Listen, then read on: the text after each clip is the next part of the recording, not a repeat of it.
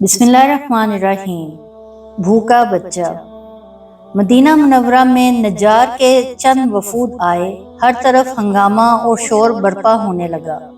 حضرت عمر رضی اللہ تعالیٰ عنہ نے حضرت عبد الرحمن بن عوف رضی اللہ تعالیٰ عنہ سے فرمایا کہ آؤ چلو ہم اس رات چوری وغیرہ سے جو لوگوں کو بچانے کے لیے پہرہ داری کریں۔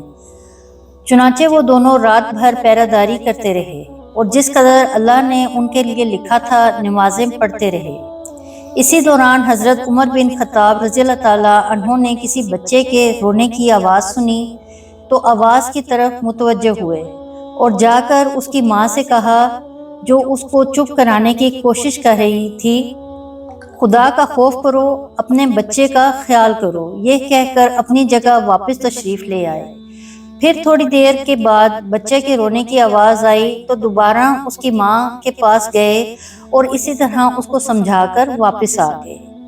رات کے آخری حصے میں اس بچے کے رونے کی پھر آواز آئی تو حضرت عمر رضی اللہ تعالیٰ عنہ اس بچے کی ماں کے پاس آئے اور سختی سے کہا، تیرا ناس ہو، لگتا ہے تم بری ماں ہو، کیا بات ہے کہ تمہارا یہ بچہ ساری رات بے چین رہا؟ ماں نے پریشانی اور بھوک کے عالم میں جواب دیا کہ اے اللہ کے بندے، تو نے مجھے آج کی رات پریشان کیا۔ میں اصل میں اس بچے کو دودھ چھڑانے کی مشق کرا رہی ہوں مگر یہ انکار کرتا ہے۔ حضرت عمر رضی اللہ تعالیٰ عنہ نے حیران ہو کر پوچھا کہ ایسا کیوں کر رہی ہو؟ بچے کی ماں نے کہا اس لیے کہ عمر رضی اللہ تعالیٰ عنہ اس بچے کا وظیفہ مقرر کرتے ہیں جس کا دودھ چھڑا لیا گیا ہو۔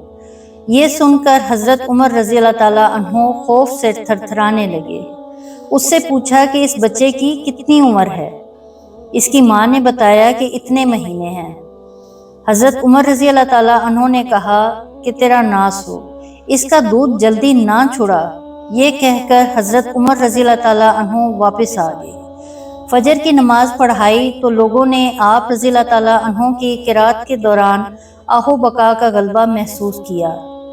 جب سلام پھیرا تو فرمایا کہ عمر رضی اللہ تعالیٰ عنہ کے لیے تنگی ہو، مسلمانوں کے کتنے بچے مر گئے۔ اس کے بعد حالت اسلام میں پیدا ہونے والے ہر بچے کے لیے وظیفے کا حکم جاری فرمایا اور تمام علاقوں میں یہ فرمان لکھ کر بھیج دیا۔